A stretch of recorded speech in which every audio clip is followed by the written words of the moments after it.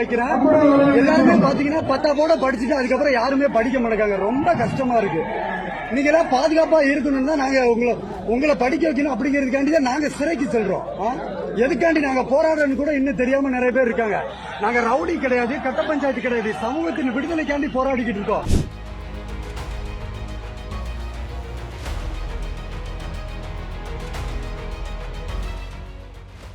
கடந்த ஒரு வாரமா தீபக் ராஜான்றவர் பத்தின செய்தி தான் பரபரப்பா பேசப்பட்டு இருக்கு. யார் இந்த தீபக் ராஜா? 5 கொலை வழக்கு உட்பட 23 கேஸ்ல தொடர்புடைய தீபக் ராஜாவை கடந்த 20ஆம் தேதி காதலி கண் முன்னாடியே கொலை செஞ்சிருக்காங்க. கொலை செய்கிற அளவுக்கு தீபக் ராஜாவை தேடி வந்த பகை எது?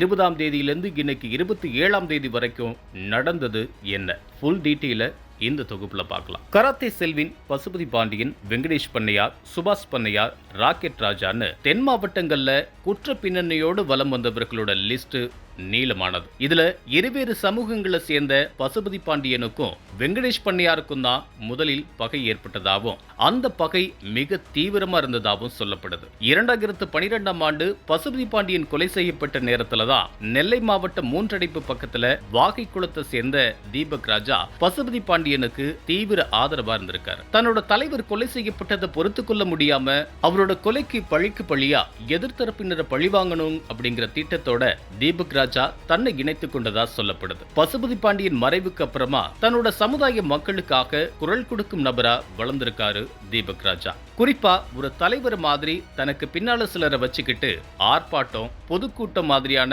பொது மேடைகள்ல பேசுறது, தன்னோட சமுதாயத்துல யாராவது இறந்து போனாங்கன்னா அவங்க குடும்பத்தினருக்கு ஆறுதல் சொல்வதுன்னு பல செயல்களில் ஈடுபட்டு வந்தாரு தீபக் ராஜா. கடந்த 2016ஆம் ஆண்டு தூத்துக்குடி மாவட்டத்தில் நடந்த இரட்டை கொலை வழக்குல முக்கிய குற்றவாளியா தீபக் ராஜா பெயர் இருந்த நிலையில நெல்லை பாளையங்கோட்டை மத்திய சிறையில கைதி முத்துமனு கொலை செய்யப்பட்டதற்கு பழிக்கு பலியா தாளையத்தை சேர்ந்த கண்ணன் என்பவரை கொலை செஞ்ச வழக்கிலையும் தீபக் ராஜா முக்கிய குற்றவாளியா சேர்க்கப்பட்டார். திருநெல்வேலி, தூத்துக்குடி, தென்காசி, விருதுநகர், சிவகங்கை, தஞ்சாவூர்னு பல்வேறு மாவட்டங்கள்ல 5 கொலை வழக்கு உட்பட அடிதடி உள்ளிட்ட 23 வழக்குகள் தீபக் ராஜா மேல இருக்கிறதா சொல்லப்படுது. அதே மாதிரி பசுபதி பாண்டியனை கொலை செய்ததா சொல்லப்படுற நபரை கொலை செஞ்ச சம்பவத்திலையும் தீபக் ராஜா முக்கிய குற்றவாளியா கைது செய்யப்பட்டிருக்காரு. அதுக்கப்புறமா அவர் மேல குண்டர் தடுப்பு சட்டம் பாஞ்சிருக்கு. சட்டம் படித்த தீபக் ராஜா குண்டர் தடுப்பு சட்டத்துல தன்னை கைது செய்தது தவறுன்னு சொல்லி நீதிமன்றத்தில் வழக்காடி வெற்றி பெற்று மற்ற வழக்குகளையும் ஜாமீன் வாங்கியிருக்காரு. அதுக்கப்புறமா சென்னை, கோவை ஆகிய இடங்கள்ல தங்கியிருக்காரு. தன்னோட சமுதாய இளைஞர்களை நன்றா படிக்கும்படியும் அவர்களுக்காகத்தான் நாங்க களத்துல இறங்கி வேலை செய்யறோம்னு சொல்லி பேசிட்டு வந்திருக்காரு. தனக்கு எந்த நேரமும் ஆபத்து ஏற்படலாம் அப்படிங்கிறதுனால தீபக் ராஜா பெரும்பாலும் சொந்த ஊர்ல இருந்ததில்லை. அவ்வளவு கவனமா இருந்த தீபக் ராஜா தன்னோட காதலியோட அழைப்பை ஏற்று கடந்த 20ஆம் தேதி தனியா வந்தப்பதான் மர்ம கும்பல்கிட்ட சிக்கியிருக்கார். தன்னோட காதலியோட பாளையங்கோட்டை கேடிசி நகர்ல உள்ள ஒரு ஹோட்டல்ல உணவருந்த போனப்ப காதலி கண் முன்னாடியே 6 பேர் கொண்ட மர்ம கும்பல் தீபக் ராஜாவை அறிவாளால வெட்டி சாச்சிருக்கு. இது தொடர்பான சிசிடிவி காட்சிகள் வெளியாகி மிகப்பெரிய பரபரப்பை ஏற்படுத்திய நிலையில தான் நெல்லை மாநகர காவல்துறை துணை ஆணையாளர் ஆதர்ஸ் பச்சோரா தலைமையில 6 தனிப்படைகள் அமைக்கப்பட்டு குற்றவாளிகளை தேடும் பணி தீவிரப்படுத்தப்பட்டுச்சு. குற்றவாளிகளை கைது செய்யாம உடலை வாங்க மாட்டோம்னு தீபக் ராஜாவோட உறவினர்கள்லாம் போராட்டத்தில் ஈடுபட்டாங்க. இதுக்கிடையில கடந்த ஜனவரி மாதமே ரவுடி பிளாக் ஜேக்வாரோட தொடர்புல இருந்த பெண் ஒருத்தர் பேசின ஆடியோவும் இன்ஸ்டாகிராம்ல போட்ட பதிவும் இப்போ பேசு பொருளாகி இருக்கு. அதுல நெல்லை காவல்துறைக்கு ஒரு அன்பான வேண்டுகோள். நான் ஜேக்கப்போட லவ்வர். ஜேக்கப் இனிமே எதுவும் செய்ய மாட்டேன், திருந்தி வாழ்வேன்னாரு. ஆனா கடைசியில இறந்தது என்னோட மச்சாங்கிறதுனால அதை நான் விட மாட்டேன், பழிக்கு பழி வாங்குவேன்னு சுத்திட்டு இருக்காரு. அமைதியா போயிட்டு இருக்க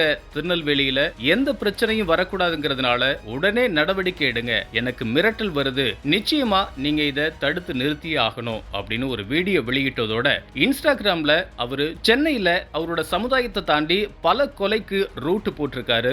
நெல்லையில அவருக்கு எதிரான சமூகத்தை சேர்ந்த முக்கியமான புள்ளிகளான தீபக் ராஜா, பாண்டியன், ஊசி பாண்டியன், அதிசய பாண்டியனை இன்னும் 1 மாசத்துக்குள்ள கொலை செய்ய திட்டம் தீட்டுறாரு. இதை நீங்க காமெடியை எடுத்துக்க வேணாம் அப்படின்னு பதிவிட்டு இருந்தாங்க. அவர் சொன்னது மாதிரியே தீபக் ராஜா இப்போ படுகொலை செய்யப்பட்டிருக்க நிலையில அடுத்து ஊசி பாண்டியனா அப்படிங்கிற கேள்வியும் எழுந்திருக்கு. இப்போ தீபக் ராஜாவோட கொலை தொடர்பா இதுவரைக்கும் 8 பேர் கைது செய்யப்பட்டிருக்கிறதுனால தீபக் ராஜாவோட உடலை வாங்கிக்கிறதுக்கு இன்னைக்கு அவரோட பெற்றோர் மற்றும் உறவினர்கள் சம்மதம் தெரிவிச்சிருக்காங்க. இதனால 7 நாட்களுக்கு பிறகு தீபக் ராஜாவோட உடல் அவங்களோட பெற்றோர்கள்ட்ட ஒப்படைக்கப்பட்டுச்சு. உடலை பெற்றுக்கொள்ளும் போதே குறிப்பிட்ட சமூகத்தை சேர்ந்த நூற்றுக்கணக்கான இளைஞர்கள் மருத்துவமனை வளாகத்துல குவிஞ்சாங்க. இதனால சுதாரிச்சுக்கிட்ட காவல்துறையினர் அண்டை மாவட்டங்களான தூத்துக்குடி, கன்னியாகுமரி மாவட்டங்களிலிருந்து கூடுதல் காவல்துறையினர் வரவழைக்கப்பட்டு தீபக் ராஜாவோட உடல் ஊர்வலமா எடுத்துச் செல்லப்படுற வழிநெடுகளையும் குவிக்கப்பட்டாங்க. மொத்தமா 2000 போலீசார் பாதுகாப்பு பணியில ஈடுபடுத்தப்பட்டதா சொல்லப்படுது. உடல் பெறப்பட்டு